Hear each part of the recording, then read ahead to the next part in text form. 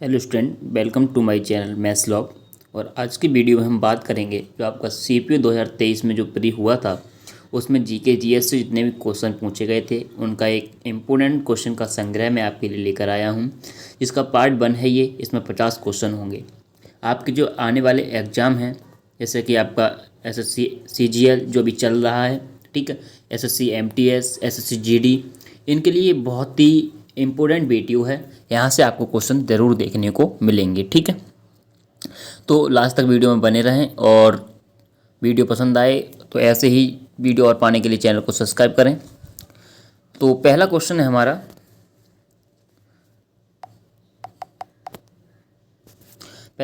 निम्नलिखित में से सही कथनों का चयन कीजिए, ठीक है। पहला ऑप्शन है 10वीं योजना अवधि में भारतीय अर्थव्यवस्था 7.7 प्रति वर्ष की दर से बढ़ी। दूसरा ऑप्शन है 11वीं पंचवर्षीय योजना के लिए लक्षित वृद्धि 9% प्रतिवर्ष थी, ठीक है। और 9वीं योजना अवधि में भारत ने 7.5% वर्ष की अवधि दर्ज की, ठीक है। तो ये आपका जो क्वेश्चन है वो आपका पंचवर्षीय योजना से है, ठीक है। तो इसका जो आंसर होगा वो पहला और दूसरा होगा, ठीक है। यानी कि पहला और दूसरा सही होगा आपका। इसी प्रकार से क्वेश्चन नंबर 2 की बात कर लेते हैं हम कि भारतीय संविधान के किस अनुच्छेद में राज्यसभा के सभापति और उपसभापति और लोकसभा के अध्यक्ष और उपाध्यक्ष के वेतन एवं भत्तों का उल्लेख है, ठीक है। तो इसमें आपसे पूछा है कि जो आपका भारतीय संविधान है उसमें उपसभापति, लोकसभा अध्यक्ष, इनके भत्ते किस अनुच्छेद में हैं। तो इसका ऑप्शन होगा आपका अनुच्छेद 97 में, ठीक है। इसी प्रकार से आप देखेंगे क्वेश्चन नंबर 3 को। क्वेश्चन नंबर 3 है आपका, कौन सा एक अभिन्न मेम्ब्रेन प्रोटीन है जो टेट्रामर बनाता है और सेलुलर मेम्ब्रेन में जल और कुछ छोटे अपरिवर्तित विलयन के विसरण को सुविधाजनक बनाता है, ठीक है। तो इसका जो ऑप्शन होगा आपका, इसका ऑप्शन मैं आपको बता देता हूँ, इसका ऑप्शन होगा आपका सी, ठीक है। यानी कि एक्वापोरेंस। एक्वापोरेंस जो है वो आपका जल और कुछ छोटे अपरिवर्तित विलयनों के साथ सुविधाजनक मेम्ब्रेन बनाता है, ठीक है।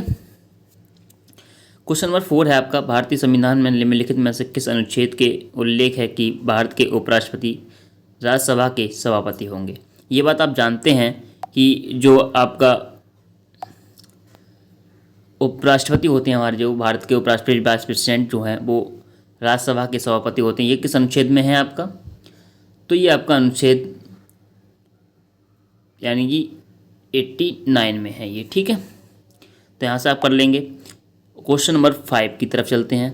क्वेश्चन नंबर 5 है आपका, भारत के सर्वोच्च न्यायालय के क्षेत्राधिकार के संबंध में निम्नलिखित में कौन सा कथन सही है। यहाँ आपको 4 कथन दिए हुए हैं, उनमें से बताना है ये कौन सा कथन सही है, ठीक है। तो पहला कथन है ए है आपका, मूल क्षेत्र अधिकार भारत सरकार और एक या अधिक राज्यों के बीच या भारत और सरकार या किसी राज्य या राज्यों और दूसरी तरफ या अधिक राज्यों के बीच या दो से अधिक राज्यों के बीच विवाद का विस्तृत है, ठीक है। और इसी प्रकार से आपके बी और सी हैं, ठीक है। तो क्वेश्चन काफ़ी लेंथी है पढ़ने में, इसमें टाइम जाता है, तो ये आपका क्वेश्चन एग्जाम में आ गया तो टाइम लेगा, ठीक है। इसका ऑप्शन जो होगा आपका वो डी सही होगा, यानी कि आपका ए और सी यहाँ पर केवल सही हैं, ठीक है। इसी प्रकार से हम बात करेंगे क्वेश्चन नंबर 6 की, किसके शासनकाल में मुगल साम्राज्य ने अपनी सबसे बड़ी क्षेत्रीय सीमाएं प्राप्त की। तो वो औरंगजेब के समय पर, ठीक है। क्वेश्चन नंबर 7 है, पादप कोशिकाओं में उपस्थित उस कोशिकांग की पहचान कीजिए जो जंतु कोशिका में नहीं होता। तो आपका प्लास्टिड, ठीक है, प्लास्टिड यानी ऑप्शन बी। इसके बाद 8वां है आपका, 15वां पुरुष हॉकी विश्व कप 2023 का खिताब किस देश ने जीता। तो इसका ऑप्शन हो जाएगा आपका बी, यानी कि जर्मनी, ठीक है। इसका ऑप्शन हो जाएगा जर्मनी। इसी प्रकार से आपका 9वां है, सूत्रीय विभाजन की चौथी अवस्था क्या है जिसमें गैर काइनेटोकोर तर्कुतंतु कोशिका को लंबी करती है और बढ़ाती है, ठीक है। तो इसका जो ऑप्शन होगा आपका ए ऑप्शन होगा, यानी कि पक्षावस्था। कौन सा होगा? पक्षावस्था। ठीक है। इस प्रकार आपका क्वेश्चन नंबर 10 है, गोविंद चंद्र पाल को वर्ष 2022 के लिए संगीत नाटक अकादमी अमृत पुरस्कार से सम्मानित किया गया। उन्होंने निम्नलिखित में से किस क्षेत्र में योगदान किया? तो जो आपके गोविंद चंद्र पाल हैं, उन्होंने आपका जो है ओडिसी नृत्य, गोटीपुआ, यानी कि इसके लिए आपने इन्हें योगदान दिया था। ठीक है। इसके बाद क्वेश्चन नंबर 11 है, भारतीय विमानपत्तन प्राधिकरण के अनुसार 2022 तक की स्थिति के अनुसार भारत में अंतर्राष्ट्रीय हवाई अड्डों की कुल संख्या कितनी है? तो अंतर्राष्ट्रीय हवाई अड्डों की जो कुल संख्या है वो आपकी 17 है। ठीक है, अब तक। और क्वेश्चन नंबर 12 है, निम्नलिखित में कौन सा कार्बनिक यौगिक एक बेंजोइड है? तो बेंजोइड है, तो इसमें आपका जो क्वेश्चन आंसर होगा 12 का होगा डी, यानी कि एनिलीन। ठीक है। एनिलीन की संरचना होती है वो कुछ इस प्रकार से होती है, NH3। ठीक है। यहाँ पर 3 बॉन्ड अंदर, बेंजीन और बेंजीन के ऊपर NH3। इसके बाद बात करेंगे क्वेश्चन नंबर 13 की, नेशनल ऑर्केस्ट्रा ऑफ इंडिया के संस्थापक पंडित रविशंकर एक कौन थे? सितार वादक थे। ये आप जानते हैं। ठीक है, कौन थे? सितार वादक। क्वेश्चन नंबर 14 की बात करेंगे, निम्नलिखित में से कौन सा या से कथन प्रकाश वर्ष के संबंध में सत्य है? प्रकाश वर्ष दूरी की इकाई है, प्रकाश वर्ष समय की इकाई है, प्रकाश वर्ष वह दूरी है जो प्रकाश एक पृथ्वी वर्ष में तय करता है, प्रकाश वर्ष प्रकाश की तीव्रता का माप है। तो इसमें जो आपका ऑप्शन होगा क्वेश्चन नंबर 14 का होगा सी, एक और 3, यानी कि प्रकाश वर्ष दूरी की भी इकाई है और प्रकाश वर्ष वह दूरी है जो प्रकाश एक पृथ्वी वर्ष में तय करता है। ठीक है। इसका 15वें क्वेश्चन में बात करेंगे, बहमनी साम्राज्य के अधीन प्रांतों द्वारा प्रशासित किया जाता था। तो इसका जो ऑप्शन होगा आपका वो होगा सी, यानी कि तरफदार। और क्वेश्चन नंबर 16 में देखेंगे, वैश्विक भुखमरी सूचकांक 2022 के अनुसार 121 देशों में पड़ोसी देश बांग्लादेश का कौन सा स्थान है? तो भुखमरी में बांग्लादेश का स्थान पूछा है, तो बांग्लादेश का जो स्थान होगा वो 84 होगा। ठीक है, यानी कि 84वां। इसके बाद बात करेंगे हम क्वेश्चन नंबर 17 की, 1800 में निम्नलिखित भौतिक विज्ञानियों में किसने आधुनिक बैटरी के पूर्वगामी वोल्टाइल पाइल का आविष्कार किया? तो क्वेश्चन नंबर 17 का जो ऑप्शन होगा वो आपका ए होगा। ठीक है, एलेसेंड्रो वोल्टा। इन्होंने क्या है, आधुनिक बैटरी के पूर्वगामी वोल्टाइल पाइल का आविष्कार किया था। क्वेश्चन नंबर 18 है, निम्नलिखित में से कौन सा शहर पांड्य साम्राज्य का बंदरगाह था? तो क्वेश्चन नंबर 18 का जो आंसर होगा वो आपका बी होगा, यानी कि कोरकोई बंदरगाह। ठीक है, कोरकोई बंदरगाह के बाद अब बात करेंगे क्वेश्चन नंबर 19 की, भारत के निम्नलिखित में से कौन से राज्य के प्रारंभिक वर्षा मानसून की अरब सागर शाखा द्वारा होती है? यानी क्वेश्चन नंबर 19 है आपका, भारत के निम्नलिखित में से कौन से राज्य में प्रारंभिक वर्षा मानसून की अरब सागर शाखा के द्वारा होती है? तो इसका जो आंसर होगा आपका 19 का वो होगा बी, केरल में। ठीक है, 19 का बात करेंगे क्वेश्चन नंबर 20 की, निजाम उल मुल्क ने 1724 में किस राज्य की स्थापना की? तो 1724 में किसकी स्थापना की? निजाम उल मुल्क ने। क्वेश्चन नंबर 20 है आपका, क्वेश्चन नंबर 20 का जो आंसर होगा वो आपका डी होगा, यानी कि हैदराबाद की, निजाम उल मुल्क ने। ठीक है, ये आपको पता होगा। आई होप आपको ये क्वेश्चन पसंद आ रहे होंगे और आपको इनमें से बहुत सारे क्वेश्चन पता होंगे। अगर आपको पता है तो वीडियो को लाइक करें और कमेंट में बताएं आपके आंसर कितने सही थे। ठीक है, क्वेश्चन नंबर 21 की बात करेंगे हम। क्वेश्चन नंबर 21 में, भारत में राजनीति निर्देशक सिद्धांत किस देश के संविधान से लिए गए हैं? तो ये आपके आयरलैंड से लिए गए हैं। ठीक है, क्वेश्चन नंबर 22 है, निम्नलिखित में से कौन सा देश विश्व बैडमिंटन चैंपियन इवेंट 2026 की मेजबानी करेगा? तो इसका जो आंसर होगा वो होगा सी, यानी कि भारत करेगा। ठीक है, और इसका 23 नंबर क्वेश्चन की बात करेंगे हम। क्वेश्चन नंबर 23 की, भारतीय संविधान के किस अनुच्छेद में उपाधियों के उन्मूलन का? तो ये आपका अनुच्छेद 18 में दिया गया है। ठीक है, यानी जो आपके समानता के अधिकार हैं उसमें। ठीक है, इसका क्वेश्चन नंबर 23 के बाद आप देखेंगे क्वेश्चन नंबर 24।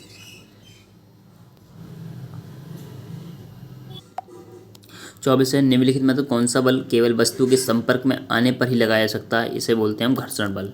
ठीक है, क्या बोलते हैं, घर्षण बल। और इसी प्रकार से आपका 25 है, 25 में के कारण प्रत्येक योजना के लक्ष्यों का चयन किया गया। ठीक है, तो संसाधनों की सीमा, तो संसाधनों की सीमा के कारण, ठीक है, यहाँ पर एक डैश रह गया है, वो आपका होगा कि किसकी कारण, तो संसाधनों की सीमा के कारण प्रत्येक योजना में लक्ष्यों का चयन किया गया। इसके बाद आपका क्वेश्चन नंबर 26 है, निम्नलिखित में से किस अधिनियम ने कलकत्ता के स्थान पर दिल्ली को ब्रिटिश भारत की राजधानी घोषित किया। तो इसका जो आंसर होगा, आपके 4 ऑप्शन है, मार्लोमेंट अधिनियम, भारत सरकार अधिनियम, भारत सरकार अधिनियम 1935 और मॉन्टेग्यू चेम्सफोर्ड अधिनियम 1919। तो इसका जो आंसर होगा 26 का, वो आपका ए होगा, मार्लियामेंटो एक्ट 1909 में।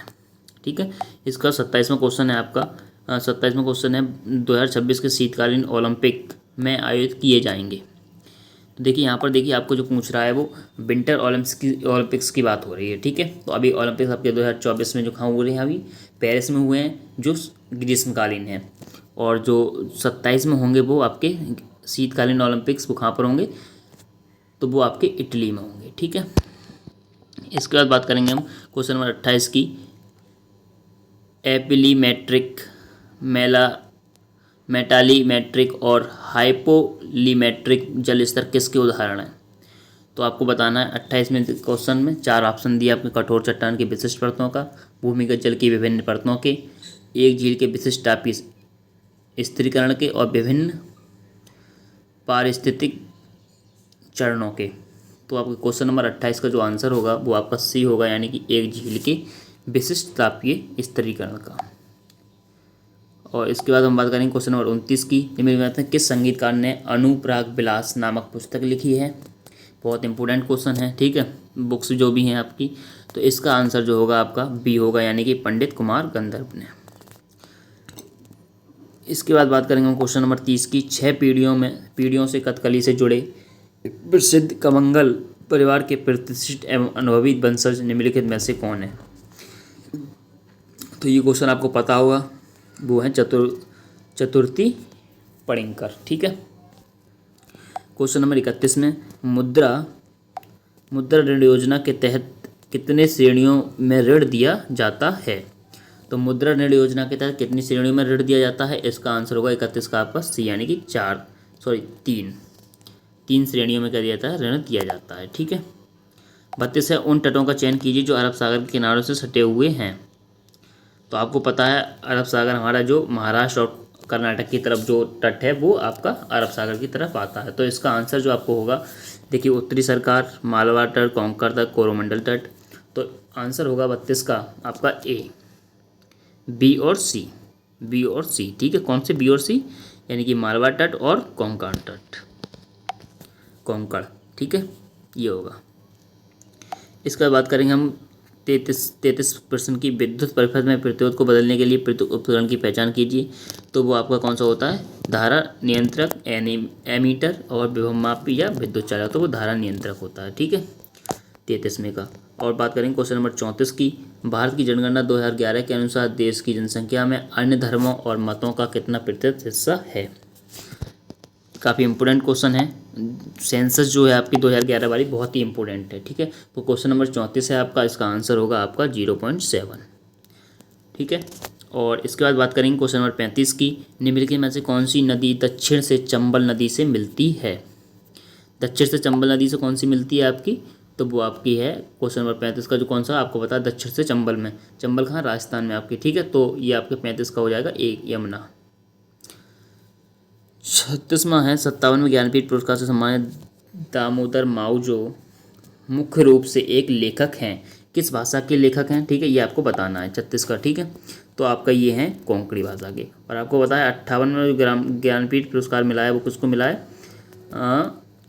रामभद्राचार्य जी को। ठीक है, और उनके साथ एक जन को और मिला है, वो आपको मुझे कमेंट बॉक्स में बताना है।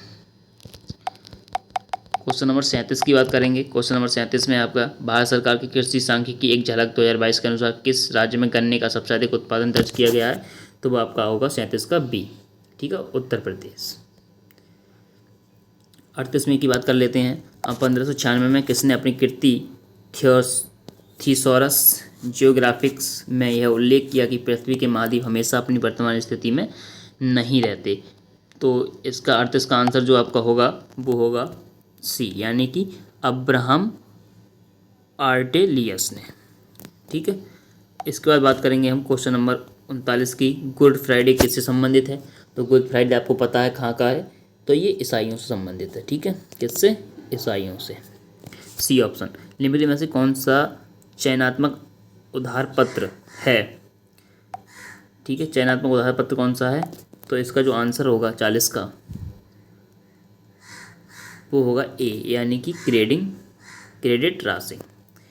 41 में का देखिए आंसर, निम्नलिखित कौन सा विकल्प सही ढंग से सम्मिलित है? यहाँ आपको कुछ कलाकार दिए हुए हैं, उससे संबंधित आपको यंत्र दिए हुए हैं। ठीक है, तो कौन सा सही सुमेलित है? तो जाकिर हुसैन सितार नहीं, तबला से होते हैं। सुल्तान खान सारंगी, ठीक है, यही सही है आपका।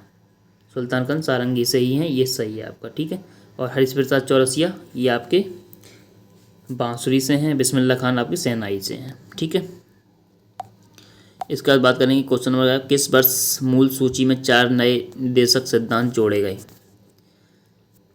तो ये इसका 42वें का आंसर जो होगा बी होगा, यानी कि 1976 में 42वें संविधान संशोधन द्वारा जोड़े गए। ठीक है, और निम्नलिखित में से किसे बीसीसीआई का 36वां अध्यक्ष चुना गया है? तो बीसीसीआई का 36वां अध्यक्ष जो है वो आपके रॉजर बिन्नी हैं। ठीक है, ऑप्शन डी। और आईसीसी के नए चेयरमैन कौन है? वो आपके जैसा हैं। ठीक है, ये भी आपको याद रखना है। उदारीकरण के भाग के रूप में उद्योगों के प्रगतिशील डी लाइसेंसिंग के साथ में से किस उद्योग को लाइसेंसिंग की आवश्यकता से हटा दिया गया है? तो जो क्वेश्चन नंबर 44 है उसका जो आंसर है वो आपका ए होगा, कोयला और लिग्नाइट। ठीक है, कोयला और लिग्नाइट।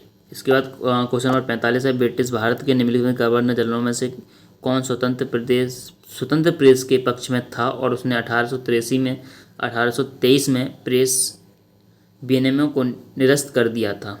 ठीक है, तो आपको बताना है जो भारत में जो अंग्रेजी शासन था उसमें कौन ऐसा गवर्नर जनरल था जो प्रेस मतलब स्वतंत्र प्रेस की स्वतंत्रता के पक्ष में था। तो जो इसका आंसर होगा आपका 45 का वो आपका होगा ए, यानी कि लॉर्ड मेटकाफ। और इसके बाद बात करेंगे हम क्वेश्चन नंबर 46 की। क्वेश्चन नंबर 46 में गर्मी के मौसम में आने वाले स्थानीय तूफानों के संदर्भ में नॉरवेस्टर्स क्या है? नॉरवेस्टर्स क्या है ये आपको बताना है। तो इसका जो आंसर होगा, मैं आपको आंसर बता देता हूँ उसका। इसका जो आंसर है वो है ए, यानी कि बंगाल और असम में शाम के समय चलने वाली भयानक आंधियाँ। ठीक है, क्वेश्चन नंबर 47 की बात करेंगे। क्वेश्चन नंबर 47 है, कथक के बनारस घराने का प्रतिनिधित्व करने वाली अनुभवी नर्तक कमलिनी अस्थाना और नलिनी अस्थाना को वर्ष 2022 में निम्नलिखित में से किस पुरस्कार से पुरस्कृत किया गया? तो पद्मश्री से। ठीक है, ये आपको ध्यान रखना है, बहुत ही इंपॉर्टेंट क्वेश्चन है। क्वेश्चन नंबर 48 की बात करेंगे हम। क्वेश्चन नंबर 48 है, once upon a life burnt curry and bloody racks, ये किसका संस्मरण है, किसकी बुक्स है? ठीक है, बुक्स का संस्मरण है। तो इसका जो आंसर होगा आपका 48 का वो होगा आपका बी, यानी कि तेमसुला आओ की है। ठीक है, 49 गोगा नवमी जो नाग देवता गोगा जी को समर्पित है, मुख्य रूप से भारतीय राज्य में मनाई जाती है। ठीक है, ये फेस्टिवल है, ये कहाँ मनाया जाता है? ये आपका राजस्थान में मनाया जाता है। क्वेश्चन नंबर 50, हम क्वेश्चन नंबर लास्ट की तरफ आ चुके हैं। उम्मीद है आपको ये पूरे सेशन पसंद आया होगा। पसंद आया तो वीडियो को लाइक करना, चैनल को सब्सक्राइब करना ना भूलें। ठीक है, तो कथकली नृत्य के कलाकारों के लिए कितने प्रकार के श्रृंगार बेशम का उपयोग किया जाता है? तो पूछना ही कथकली में कितने श्रृंगार का उपयोग किया जाता है? तो 50 का ऑप्शन होगा पी, यानी कि सी, यानी कि 5 तरह के श्रृंगारों का उपयोग किया जाता है। आपका होमवर्क है कि कथकली कहाँ का नृत्य है? ठीक है, कहाँ का, किस राज्य का है, ये आपको कमेंट में बताना है। तो मिलते हैं नेक्स्ट पार्ट में, तब तक के लिए चैनल पर बने रहें। धन्यवाद।